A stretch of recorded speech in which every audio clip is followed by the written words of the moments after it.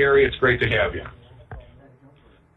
Hey, Larry. Thanks. It's great to be here as well. And thank you all for joining us today. We're going to kind of fly through this because we don't have a lot of time, but I think you'll find this interesting.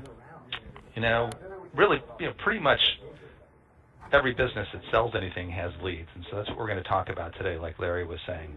And in fact, most of us put a lot of effort and a lot of expense into getting those leads. So really, the hotter the leads, the better, right? We want all those leads. We want them hot. And I think we can all agree that there are a few things that are sadder in the business world than when those really hot leads we get, when after all the work and all the trouble we went through, when they're allowed to fizzle. So today we're going to discuss some ways to kind of optimize your leads and avoid that fizzle. So first, let's take a look at sort of an ideal journey for one of those leads. So first, there's lead generation, right? You got your webinars, your events, all these great things that bring people into your organization, and then of course they need to be qualified, right? Based on actions they perform. So whether you get lead development or business development or sales development or reps reaching out to them, all that's going on to determine if they're the right person to talk to. And then they're thrown into your sales process, right? Sales team does their presentations, their demos, their contract negotiations, and then they close the sale, they ring the bell on the wall, right? And we all know that's exactly what happens in every sales organization, just smooth as butter, right? Obviously not. So let's look at what the reality might be. The reality, of course, is that you've got kind of all these different systems that you're working with. You've got a marketing automation system, you've got a CRM system, maybe you've got another database or something homegrown, and you got all these different sources and all these other things going on. You got leads, they can jump across steps to others, and lots of stuff going on there. The three pitfalls I'm going to talk to you about, they fall under kind of all three categories, right? Lead generation, lead qualification, sales, and lots of leads fall through the cracks because all this stuff is going on and the lead is getting thrown all over the place. So what happens is when they fall through the cracks, and you ask yourself, so what happens when they fall through the cracks? Some of them get recycled, right? Maybe they get thrown back into a drip nurture campaign, but the reality is that most of them, they just go sit somewhere, right? So you've got these hot leads, these scorching leads, you did all this work to get them, and instead of them being something that benefits your business, they just turn into the walking dead, right? They're just eating away at your productivity, and they're eating away at your revenue because you spent money on them, but you didn't capitalize on them. So they just sit there wandering around like zombies in your database. So let's talk about the three pitfalls, because obviously this is not what you want for your leads. Let's talk about these three pitfalls that got your poor leads here and why that hot lead becomes one of these grotesque walking dead. Pitfall number one, lead quantity. So the first pitfall, it's about lead quantity, because in many organizations, their attitude becomes, well, if I've got X many leads and that's good, then X million many leads must be a million times better. But the reality is, if you look at the data that's out there, even when you try to add fuel to the fire, it's not going to fix the problem. For example, according to a PSU study, InsideSales.com, and our own favorite, the AAISP, 80% of leads are never contacted. 80% of leads are never contacted. The vast majority of those leads you're working so hard to generate never get reached out to by anybody. And Serious Decisions points out that it really takes 8 or more calls to reach a prospect. And we're not talking about cold calling, we're talking about inbound leads, people who've expressed some interest in what you have to offer. According to Lattice Engines, 42% of reps feel they're uninformed about the lead, creating like a phone fear and probably a bad call experience. If nothing else, phone fear, but why they don't even make the connection. That's why they don't even try. And Gleamster research, they observed that 50% of leads may be qualified but are just not ready to buy right now. So half of your leads aren't even qualified, but half of them are, but they're not ready. So if you just blindly scale up your lead volume, that's going to actually create more problems. You're going to overload your current systems, and so leads are going to get missed, and leads are going to go untouched in a timely fashion, and it's going to create a conflict, right? We all seen that one between marketing and sales. Sales says, "Oh, the leads are junk," and marketing says, "Oh, the leads are getting cherry-picked." So by simply generating a ton more volume, you're going to shrink your marketing ROI. It's the supreme irony. You're going to throw more fuel on it, and you're going to shrink your marketing ROI because now you're spending more money generating more leads, but you're not getting a proportional increase in your conversion rate. So what can you do? Well, we're going to break this into kind of tiers, levels of solutions. So tier 1 is the basic tier. You can just hire more reps, right? Just throw more fuel. But consider the fact that according, again, to the AISP and to Telesmart, 10 months, it takes 10 months for one of these people to hit full production. And 80% of their time is non-revenue. So let's escalate tier 2. You can introduce something like lead scoring into your automated marketing system if you have one. That creates supposedly the ideal profile, right? It creates sort of a threshold, and if people hit a certain number, they go forward. If not, they sort of sit until they bubble up someday. But it works. It's not necessarily the most effective. So if we escalate all the way, tier 3, ironically, is conceptually the simplest thing. You could just talk to your leads. You could talk to every single one of them and just see what they have to say instead of guessing or scoring. Okay? We'll explore that in a little more depth in a bit. Let's take a look at what the second pitfall is. Pitfall number 2. It's not knowing when, where, or how to engage the lead. So fine, you've done all this work, you've got all these leads, they're coming through, but how do you get a hold of them? Because the reality is, we live in modern times, right? People aren't sitting by their phones waiting to get called, and we're so hyper-connected today. The buyer, let's be honest with ourselves, the buyer is in control of the connection. Okay, so if you look at the data, you'll see some interesting things. For example, according to the Demand Gen report, 90% of your buyers that submit like a form, something like that for your website, they want to dictate the pace of how they actually engage the company and the sales rep. Way different from what it was 15, even 10, maybe even 5 years ago, where they were willing to kind of work with you. Now they want to dictate the pace, and they don't really depend on you for their information. We used to be able to hang that over their heads. But Forrester reports that 82% of customers, they're going to know more about you than your rep does before the connection happens. They're going to know more about you than the rep does. They're not depending on you. And it's tough to rush them. The Harvard Business Review observed 63% of buyers, so almost two-thirds of buyers, want to take their time before they buy. So again, this data, it makes clear that your leads, they're doing their research about you. They're doing their research about your competitors too, let's be candid here. And they want to control the pace of things. So some people will think, well, wait, we've all heard the common wisdom out there says, no, you've got to contact them right away, within 5 minutes, or you're way less likely to close the sale. And maybe, but think about it. When a lead comes in, you're making some basic assumptions about the lead from the form they filled out or whatever. You're assuming some things. Because you think you've got the right phone number to call, right? You think you configure the right time to dial. You think you have the right person. But how sure are you? For example, according to our research, over 65%, so again, almost two-thirds of phone numbers entered on a trade show form, they're just wrong. They're bogus. So people, they lie, right? When they put the phone number down, you do it too, so do I. So is speed really the issue? Because if you don't really know if you have the right person or the right number or the right time to call, I don't know. Is speed the issue? It's hard to say, right? So what can you do to address pitfall number 2? Tier 1, simplest tier. Basic tier. Get a power dialer, right? A lot of people do it. Great tool. Just throw the list of people. You can send it. Wow, that's a lot of background. There we go. You can send out autoresponders, send out more emails from your automated marketing system, but But realistically, we are all so used to this stuff now, right, that we all recognize an autoresponder email when we do one. And more, we're starting to really resent power dialer calls, especially at dinner time. Lovely. So tier 2, you can look at past actions. You can look at predictive analytics, things like that, to profile who's actually bought from you in the past, and then just go after those people.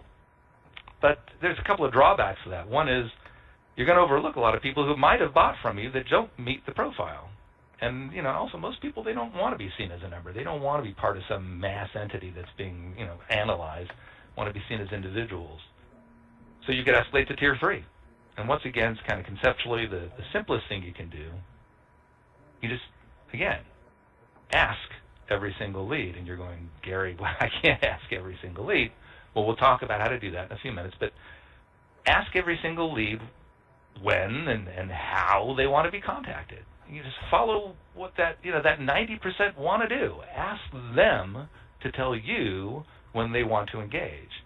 Ask them to tell you the best number to reach them. Ask them what time they'd like it to happen. Because that's, let's face it, that's accepting reality instead of fighting it. All right. Pitfall number 3. The third pitfall, that's not knowing what the quality of your sales process is. People get so heavy into their, pardon me, just taking a drink of water here.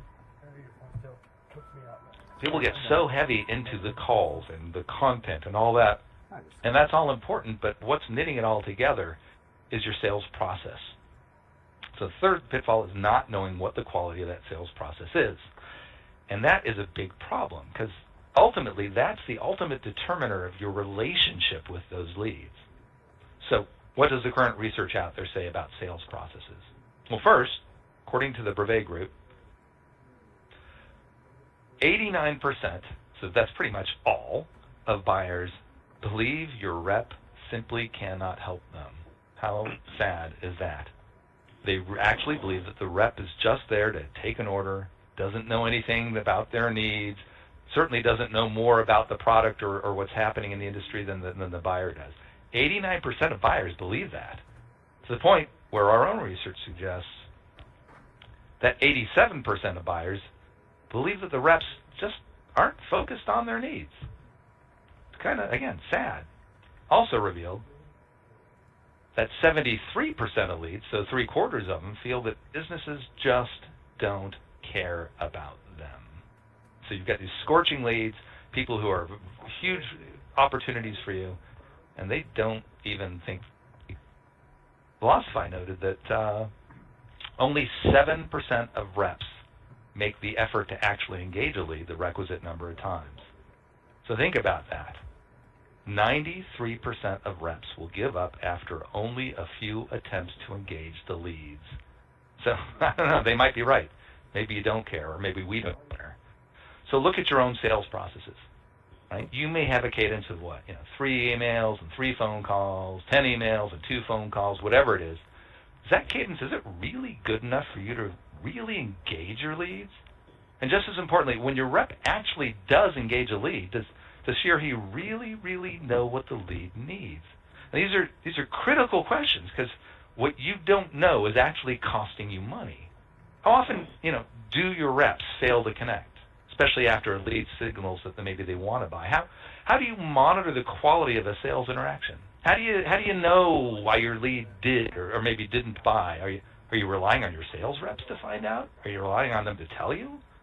But you really want to know these things. Because when a lead does engage with you, when they do tell you that they want to connect and when and how, but then they're not actually engaged or they don't buy from you, you can learn a lot about your marketplace and a lot about your sales processes. So what are some of the solutions that could address pitfall number 3? Let's look at tier 1.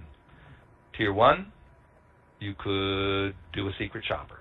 Right? You could field right on the calls that are happening on an auto dialer system. You could ghost in when a rep is doing a demo, things like that. Good ideas. Tier 2, you could actually survey your customers directly, but the data suggests you're only going to reach about 2% of them. And that 2%, let's face it, they're typically either The ones who respond, they're either the extreme that really like you a lot or really hate you a lot. Everybody in the middle, not so much. And even then, let's say you do get some good data from a survey. What do you do with that data?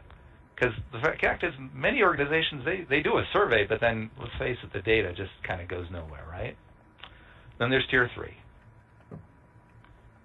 The last option is you can just, again, ask all of your leads, and ideally, maybe use something like artificial intelligence to really understand what those leads are actually saying about your process. So you've heard this, ask, ask, ask, ask, ask. Don't guess all this good stuff. So what are some available solutions for dealing with this? I'm going to quickly review the 3 pitfalls. I'm going to look at the solutions available for them. So first, there's pitfall 1, managing your lead volumes. Available solutions we talked about for that: hire more reps, you could institute lead scoring, or you can actually engage them all. Pitfall number 2, not knowing when or where to engage. Solutions for that: you could power dial through to the leads, you could try to predict which leads to engage, or you can just ask them. Finally, there's pitfall 3, not knowing the quality of your process. To address this, you could try a secret shopper, maybe surveying your customers, or you can just ask all your leads in a natural way. The key thing here is most of these systems, they align to solving a very specific pitfall, right? Lead scoring, for example, that fits primarily with the lead volume pitfall, things like, inside sales. Predictive analytics really fit with knowing when and where. And things like Secret Shopper and SurveyMonkey, they really fit with kind of getting to know what your customers really think about you. But what you really need, you need one system that can engage and confirm and know all at the same time, one that can kind of work through all of the pitfalls in one fell swoop. So first, what you want is something that's going to engage via preferred method. We talked about that before, right? And perhaps a bit counterintuitively, even today, that's primarily email. Yeah, it really is. For example, according to Litrix and B2B Magazine, 76% of your customers, 3/4 of your customers, still want to communicate via email. That's still the preferred method for both B2B and B2C. But you want to use email in an intelligent way, right? You need to understand the answers that are coming back. So you specifically want a solution that incorporates kind of artificial intelligence. I keep saying it, but you need that so it can understand the answers the customers are providing. You can't script that, as opposed to many of the systems out there that can only send things out and do a one-way engagement because they can never read the response. So artificial intelligence, you want that because it'll also provide a level of persistence that a human won't, and that's critical. Because as Velocify reports, 93% of conversations require 6 or more touches. You want something, as we talked about, that's going to empower the customer to choose when to connect. Velocify also reports that 90%, well, we already talked about a stat there. So you want a system that can find out when that lead really wants to connect with the rep. And lastly, the best way to really learn your process is optimal, is to just ask someone who's gone through it. Ask them. Don't look at a survey that can introduce bias with these questions. Just ask all your leads as they go through the process. Ask them. It seems like common sense, but believe it or not, our research shows that 73% of companies, 3/4 of them, fail to follow up on their leads experiences. So just have conversations. Have the artificial intelligence out there. Reach out over many days. Keep on going until the person finally engages, and then ask them, what's the best phone number? Ask them, what's the best time? Follow up after the fact. Make sure they got what they needed. Make sure they're happy. Make sure your sales rep did what they're supposed to do. So you want to use artificial intelligence to make that happen. It won't surprise you to hear that at Conversica, we've been pioneering that artificial intelligence to do just that for over 7 years, across thousands of companies, millions of conversations. And I obviously is a little bit of a pitch here, but we would be happy to talk with you about doing it too, because artificial is the way to overcome those 3 pitfalls. So with that, I'm going to hand it back to Larry, and I believe we're going to open up if people have any questions. Yeah, and thanks, Gary. So, we do have some time for some questions, as Gary mentioned. I'm kind of interested about the 10. 10 seems like a real lot to me. Yeah, the 10, I'm not sure which number you're referring to. I'm sorry. How many times? I would think 3 to 5 would be more than enough to understand that they are not interested at that point. Well, and the answer is sometimes that's true, obviously, but the majority of times it's actually not, because what happens is you're probably a lot like I am. You get really, really swamped. And so even if something is potentially interesting to you, even if you stopped at that trade show booth because you were interested in what they were offering instead of you just didn't want a key ring, you get back to your desk and you're really busy. And so what happens is people, they mean to respond, but they don't. And it's all sitting in their inbox, and it goes further and further and down the inbox list until eventually they just forget. And after 2, 3, 4, it keeps on happening. And again, our studies and also other sources have indicated that sometimes up to 12, believe it or not. And the most bizarre thing, and this is kind of counterintuitive, is we have seen many times on a 10th, 11th, 12th touch, somebody will come back and say, "Thank you for being so persistent. I really was interested, and I have just been swamped. I really appreciate you staying on top of this." It's amazing to see, but it happens all the time, believe it or not. Yeah. And I think, too, it's interesting how you space that out, right? I mean, you call somebody, 6 days in a row 10 times and leave voice messages. That's probably a little inappropriate. Can you talk about that, Gary, how you would space out and how you might even intermix, I think you alluded to this a little bit, phone calls, voice messages versus maybe just a voice attempt to call a 10 and or an email, right?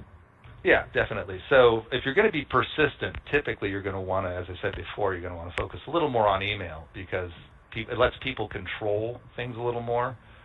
You intersperse a phone call certainly early on, a couple of phone calls, but then you're going to probably want to make it primarily email. But you're right. You're going to want to vary the pace. You're going to be a little more frequent initially, but a little less later. And the other thing is you don't want the emails to be these big salesy things, right? If somebody's pounding you with marketing messages over and over and over, you're going to get ticked off. So instead, just offer to help, right? So they should be real simple messages, and just, you stopped by our booth, you downloaded our white paper, whatever. Can we get you some more information? And then the next one, just keep it real cool. Don't try to sell them anything. I'm sorry to keep bugging you. If you just let me know, are you interested in talking to somebody or aren't you? Just let me know. That's all.